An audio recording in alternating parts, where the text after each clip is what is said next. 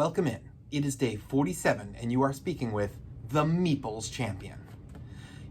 47 days ago, when we had Video 1 come out, we started off with a game I had just gotten to PAX East. I was super excited about. I had played it multiple times already. I really loved it. And that was Azul Queen's Garden. Today, I'm taking you back to what brought me into the series, and that is the original Azul. Azul is a fantastic tile placement game. The concept is very simple. You have a bag filled with 20 of each different color tile, 5 tiles in total, 100 tiles in the bag. Depending on your number of players, 2, 3, or 4, you either put out 5, 7, or 9 spots that you're going to put 4 tiles onto.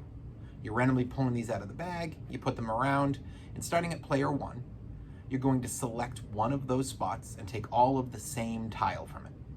Those that are extra go to the middle of it, and therefore in the center of all these circles there'll be a gathering spot for where all of the additional tiles slowly get placed. The ones you take you can put into one of your 5 side areas where it's either on the 1, the 2, the 3, the 4, or the 5 tile placement. You're going to slowly go around the board, and you're going to each one by one be doing this. And as things are added to the middle, you can choose them. The only problem is that by choosing them, you'll get the number 1 tile. It means you're first the next round, but it also counts as a negative for your current round. As you go, you'll finish up, all the tiles will be taken, and then one by one, you're going to slowly look at your board and figure out, well, did you fill the entire line? If you did, move one of those tiles to the correct spot representing that color tile you got, and all the rest of the tiles are going to come out of the game. And then anything that is not completely filled has to stay, which means you're now locked into that color for the next round, and you have to finish the line still. You'll score anything that gets scored for the round, and when the game eventually ends, which is once a single player has activated 5 in a row, filling a whole line, you will then begin bonus scoring based on 2 points for every single line across, 7 points for every line up and down, and 10 points if you're able to get all 5 different line categories of the same color. It's a simple game, and yet there is so much strategy to it. And that's what I like about a tile placement game. It doesn't have to be the most strategic game. It doesn't have to be a 4 or 5 out of 5 difficulty. It just has to have the ability for you to be really thinking and realizing, is this a good pick for me, or is it a good pick to mess with one of my opponents? They're after this, I can't let them get it. It's better to take only 2 points than to get the 5 and give them 10. I love the game. I've played it for years. I've introduced it to so many people. I've probably played minimum 4 or 5 dozen games of this, probably more than that. It's one of my favorite family games to pull out. Let's jump into the actual categories though and really get into the depths of this game. So, category 1, art. I think that the art for this game is perfect for what it is. It is a tile placement game. And when you're dealing with a tile placement game, you don't need to go overboard. All you're dealing with is having a box that sells you. This box sells itself. There's no question that this game is one of the biggest games out there today. I think that this is one of those games that, if you're talking about 20 years ago about the expectation of if you want to get a board game, you think of Monopoly or you think of Risk. I feel like today, while Catan and Ticket to Ride may fill those generic starting spots, Azul's right after it. It is a great game that is an entry-level introduction, but can stay with you as you become a medium and then expert level player. So this box sells you for that. This is a game that says, come look at me, and you look at the box and you're interested. And when you put it out there, this art doesn't have to be crazy. All it's about is just being a nice design, and the design is perfect. I give it a thumbs up on the art. It sells what it is. Components. There's only really 3 components to this game. There is the board that you're using, which is a great cardboard board. They're not an issue at all. Each person has their own. There is the center circular spots for each of the tile locations. Again, cardboard, really nice. And then there is the tiles themselves, which for me, the tiles of Azul, specifically the first Azul, are for me one of the best components in all of games. I think that they look great. They're unbelievably, well crafted, gonna hold up for years. I love the components of this game. It's simple and yet it's so good. Big thumbs up on the components. Your price. This game is not hard when it comes to price, and it gets it in many, many ways. First of all, you're going to find this everywhere. You're going to find it in Target. You're going to find it in Barnes & Noble. You're going to find it in Walmart.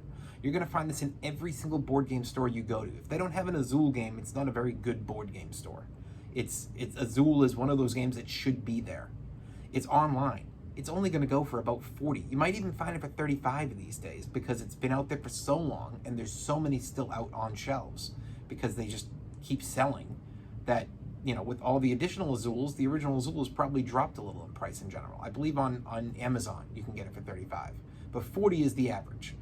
It's 100% worth the price. You're going to get this at the table with friends, with family. If you have a really big gamer group, yeah, you may not want to play this on a regular basis because you're into the bigger games now, but it is a great fill-in for on occasions.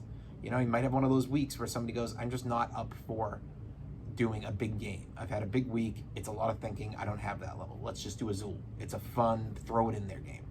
Thumbs up on the price. Difficulty. This is not difficult.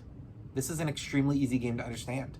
You know, this doesn't in any way have, to me, a cutoff. You can learn this at any level. You can learn this really at most ages. I usually use 10 as my entryway to a game, and I think a 10-year-old easily can learn this game. Big thumbs up when it comes to the difficulty. Replayability, I have played this game 3 or 4 times in a row. When I'm on vacation with the family, we play this game, you know, at least every other night, sometimes every night. When I'm with friends who aren't big into gaming, it's a great game to pull out and we'll play it once or twice. You know, if you're asking me how many times I'm gonna play this in a year, I mean, minimum once a month. You know, more likely it's gonna be, all right, I'll go through spurts. I won't play for a few months and then on a family trip, we'll play it a dozen times and then I might pull it out randomly at another, you know, friend's event or pull it out for an expert night once in a while. Huge thumbs up on the replayability. Keys to victory. So it would seem like this is one of those games that, as you've heard me say before, I go, well, they only give you really one way to go, so that's the way you have to go, but it's acceptable. That's not what it is with this game. This one has more than one way to get that victory.